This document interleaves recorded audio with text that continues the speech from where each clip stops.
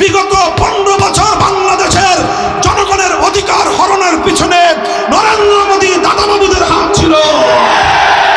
পরিষ্কার বলতে চাই, বাংলাদেশের মানুষের অধিকার নিয়ে আর ছিনিমিনি খেলবার চেষ্টা করবে না। ভারত খান খান হয়ে যাবে। আমার দেশের মানুষের অধিকার ছিনতাই যদি করতে চাও, তোমার দেশের অখণ্ডতা তুমি রক্ষা করতে পারবে না। তুমি মনে রেখো, 18 কোটি মানুষকে তুমি দাবায় রাখতে পারবে না। এদেশের মানুষ প্রতিবাদ করতে শিখেছে, এদেশের মানুষ রক্ত দিতে শিখেছে, এদেশের মায়েরা সন্তানদেরকে যুদ্ধে পাঠাতে শিখেছে, এদেশের সন্তানরা মায়ের চোখের অশ্রু মুছে দিয়ে, বুকের রক্ত দিয়ে মায়ের মাতৃভূমিকে স্বাধীন করতে প্রেরণা পেয়েছে। এ জাতিকে কেউ দাবায় রাখতে পারবে না। আন্তর্জাতিক সাম্রাজ্যবাদী শক্তিগুলোকে বলতে চাই, যদি তোমরা আমাদের সহায়তা করতে চাও, আমরা স্বাগত জানাবো। যদি প্রভু সেজে আমার বাংলার মাটিকে কোনো কায়েমি স্বার্থবাদী অথবা কোনো আন্তর্জাতিক কোন শক্তি নিজেদের ঘাঁটি হিসেবে বাংলাদেশকে ব্যবহার করতে চাও, 18 কোটি মানুষ মাথায় কাফনের কাপড় বেঁধে আমার যুদ্ধের ময়দানে নামবে। সংগ্রামী সাথী ও বন্ধুগণ, আমি আপনাদেরকে আহ্বান জানাই, ইনশাআল্লাহ আমাদের যেই সংগ্রাম শুরু হয়েছে, এই সংগ্রাম একটি পূর্ণাঙ্গ বৈষম্যহীন সমাজ গঠনের সংগ্রাম।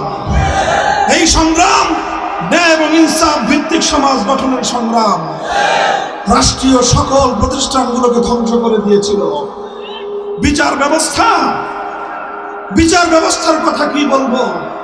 নিম্ন আদালত, উচ্চ আদালত, সর্বোচ্চ আদালতের প্রধান বিচারপতি আওয়ামী লীগের দলীয় মুখপাত্রে পরিণত হয়েছিল।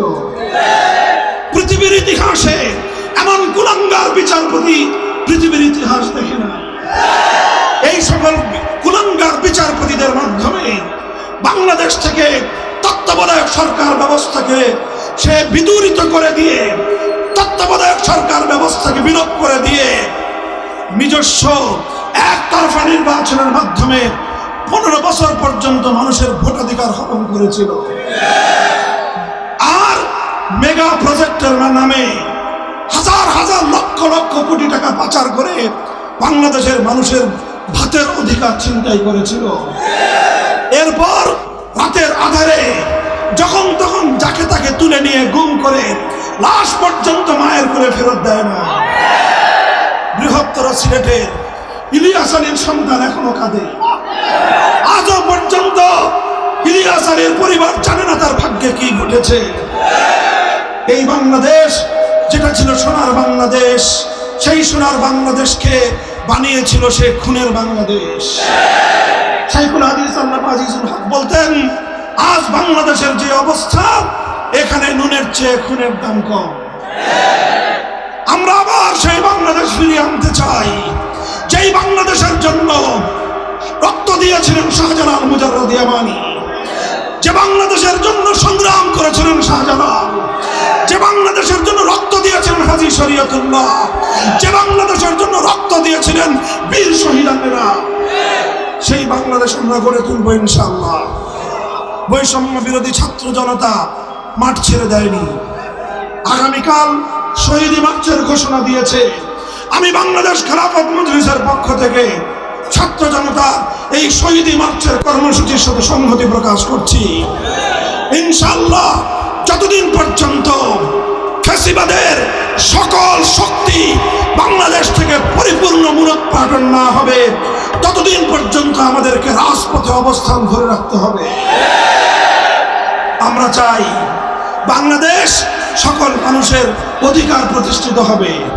হিন্দু, বৌদ্ধ, খ্রিস্টান, সকল সংখ্যালঘু এবং ধর্মপ্রাণ বাংলাদেশের মুসলমানরা যার যার ধর্মীয় স্বাধীনতা নিয়ে এদেশের সম্প্রীতি সৌহার্দ্যপূর্ণ পরিবেশে বাংলাদেশ তার লক্ষ্যপানে এগিয়ে চলবে।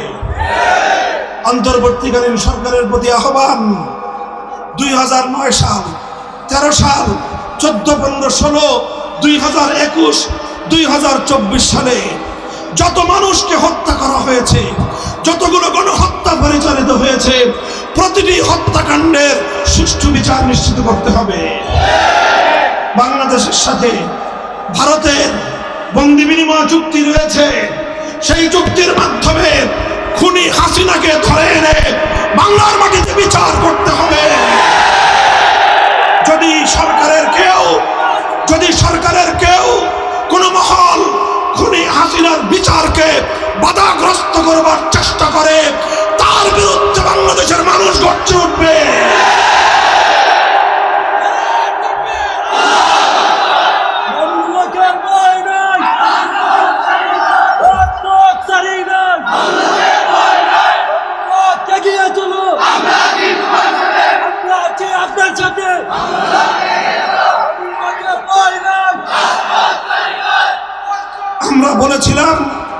আমরা বলেছিলাম বাংলাদেশে আপনারা স্বাধীনতার রজত জয়ন্তী, সুবর্ণ জয়ন্তী উদযাপন করবেন, এটা আমাদের জাতীয় উৎসব।